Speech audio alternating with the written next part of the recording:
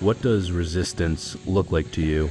Is it the casting of a ballot, the marching of feet, the shattering of glass? Can resistance be peaceful, or must it always be violent? Is there a correct answer? These are the questions millions of Americans must ask themselves as we take on life's challenges.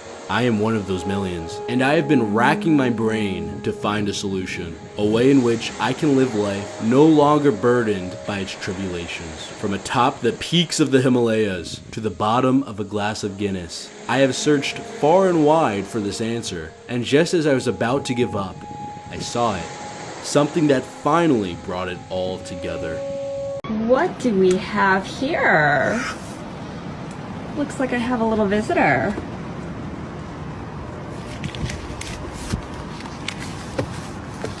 You may kiss my boots. Thank you, goddess.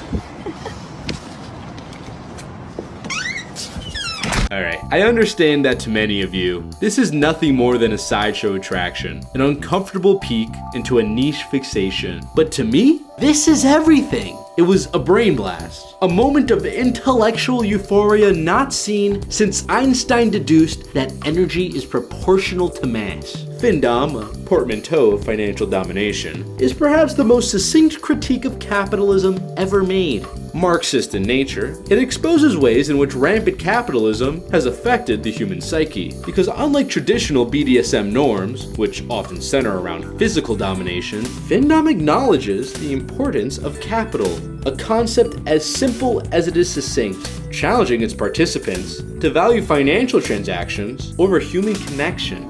In Marxist theory, this is referred to as false consciousness, which suggests that individuals living under capitalism may adopt beliefs and behaviors that uphold the very system that exploits them. In this case, those who partake in this soiree learn to derive pleasure from their own economic exploitation. But let's get one thing straight. These are not men who should be looked down upon. No, what they should be is celebrated. Celebrated as the enlightened thinkers that they are. Men who see the absurdity that is life in a post-industrialized society, and instead of fighting it, have unintentionally chosen the ultimate form of defiance: mockery.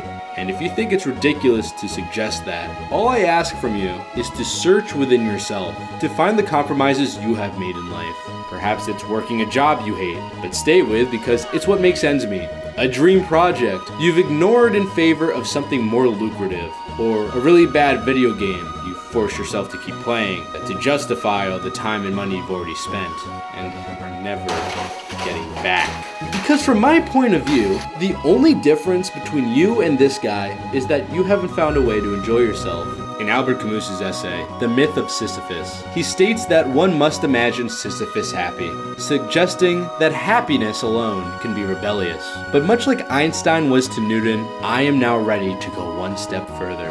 One must imagine Sisyphus a little sticky on the tip. I am Jer, and I thank you for watching.